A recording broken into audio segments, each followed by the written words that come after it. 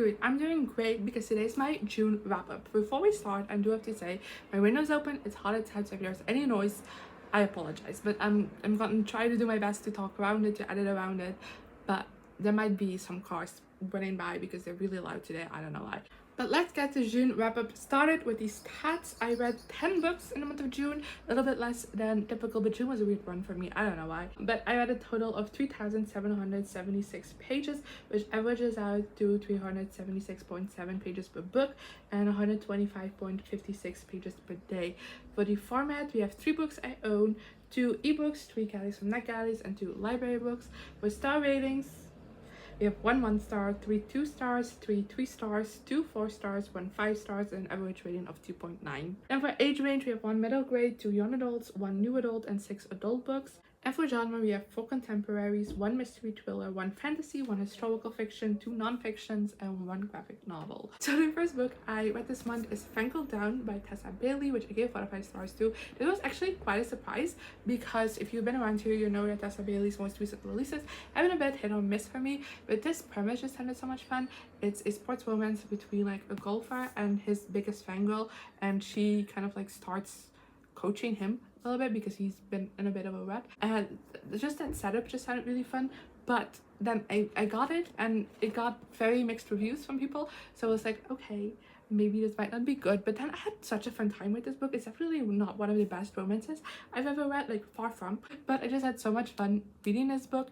I really liked the banter between these 2 main characters. I thought the storyline was really fun, and I had a blast reading this. Also flew through this so quickly. Then next we have The Reappearance of Rachel Price by Ali Hazelwood, which I gave 2 to 5 stars, which is such a disappointment because I was actually so excited for this release because again, this one, let's start out right on my alley. I'm just gonna give you like a brief synopsis, but in this book we follow Belle, whose mom, Rachel Price, went missing like when she was 2 years old, and now she's like a teenager.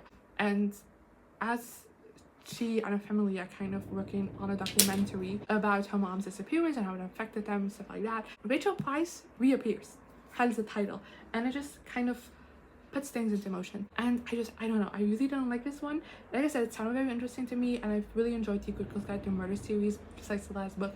I really don't like that one, and I've again seen really great reviews for this one, but I didn't like it at all. I hated our main character. I thought she was unbearable. I just hated her so much. And I think just the big reveal and how everything turned out was very disappointing. It was a bit predictable, but especially just I don't know, I don't think it was executed that well, and I don't know, I was a bit bored about reading this as well. I just wasn't that invested in it. It's quite a chunk of a book, and I feel like not a whole lot happens in it. Then next I read Empire of Storms by Sarah J. Maas, which I give 2 to 5 stars to. I'm continuing on with the Throne of Glass series. I actually kind of wanted to try and finish it this month. That didn't happen, but I did read this book, and honestly it's my favorite of the series so far. It's still a 3 star because I feel like at this point in the series we spend so much time with these characters. I don't care about them, and nothing about the series has made me care about them, so therefore I'm not gonna like fully invested into the story.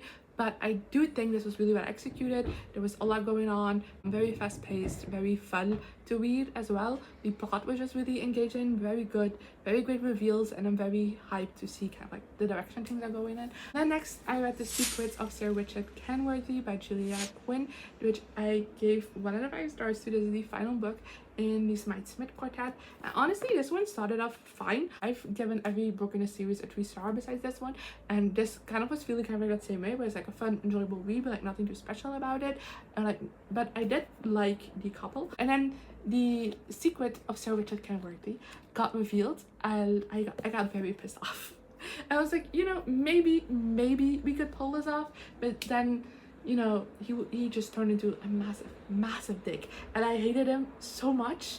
And I was like, girl, you can do so much better. Like, take his sisters and run. You know, one of the sisters, because the other sister was also an asshole.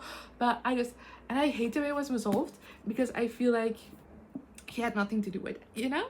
Then next I read 12th Night by Alexene, Farol, Follmuth, which I give 2 to 5 stars from the gallery from NetGalley. I really like this author's other book, YA book, because she's also Libby Blake, but this pen name.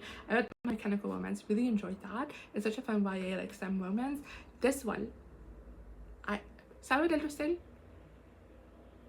It made my blood boil. I didn't hate it. It's not a 1-star because I do think there are some elements of this that I really enjoy. For example, our female main character, I love her so much. She's so misunderstood by other characters in the book, but that's also where my issue lies with this, because every other character in this book, almost, there's one other character I really like, but most of the characters in this book are just generally awful people, especially to a female main character. Just like treat her like shit, and then by the end of the book we are gaslit into thinking that she was in the one all along, and I just, oh, and that got me so mad.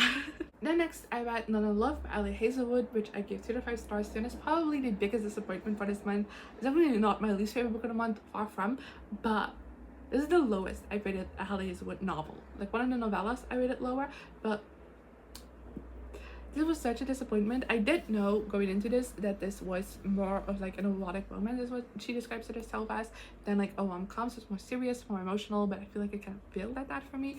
I think, you know, I like the premise of this book, and when it comes to a character's personal journeys, I do think it's well executed. Like the topics that Ali Hazelwood wanted to discuss in this book, I feel like are done really well, and like the traumas these two people have and how, like, it's not necessarily like they work through them completely, because some of the things you'll never be completely rid of, but just the way you kind of see them develop and like, yes, work through them just a little bit. Just, I really like that.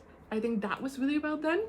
But in the end, I feel like I don't know these characters. I know what happened to them, I know their life story, I don't know their personality, and therefore I didn't feel that invested in this book, and I wasn't that involved in it, I guess.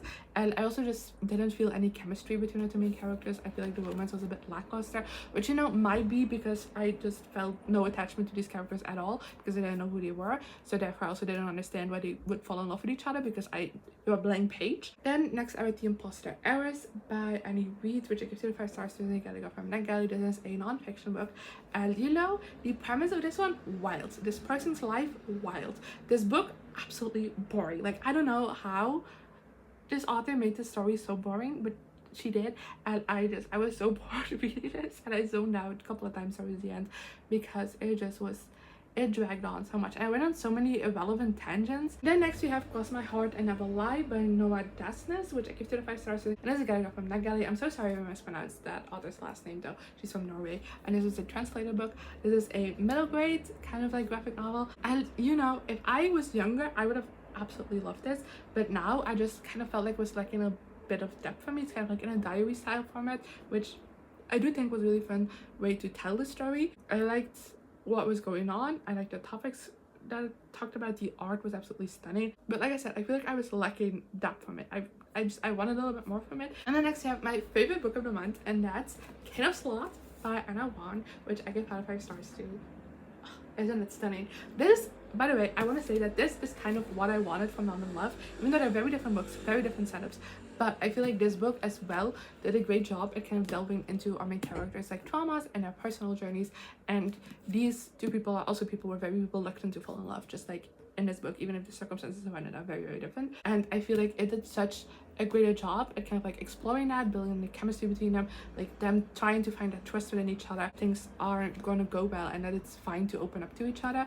And but I also know a whole lot about these people. I can give you a whole character description about each of them, and therefore I feel like it executed this better than that, because it did what Not in Love did well, also really well, and then it did what Not in Love was missing for me also really well.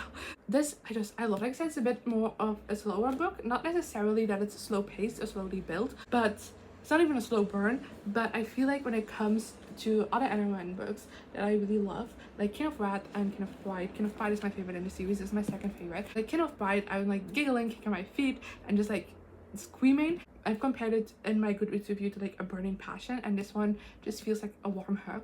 That's how I describe it, because it's not that exciting. It's these 2 people who already know each other pretty well by the start of the book, but who get to know each other in like a different light and learn to trust each other, and like just, I don't know. And then lastly for this month already is The Tea and LGBT by Jamie Rains, which I give 5 stars to. Jamie is a British YouTuber who I've seen a couple of videos of before.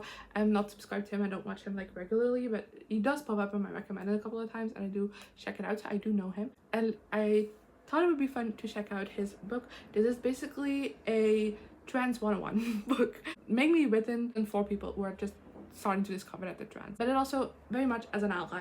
I got a lot out of this as well. I also think, again, for its target demographic, which is people who are just starting to discover that they're trans, this book is ideal. But I do think that even if you're not trans, but if you are just starting to learn about like trans issues and stuff, I do still think this could be a great introduction. But there isn't like any like groundbreaking like new info in this. This is like very trans 101, like I said. So yeah, that is everything I have for you this month. Let me know in the comments what you thought of these books, if you've read them, as well as some of the books you read in the month of June, and hopefully I'll see you around next time.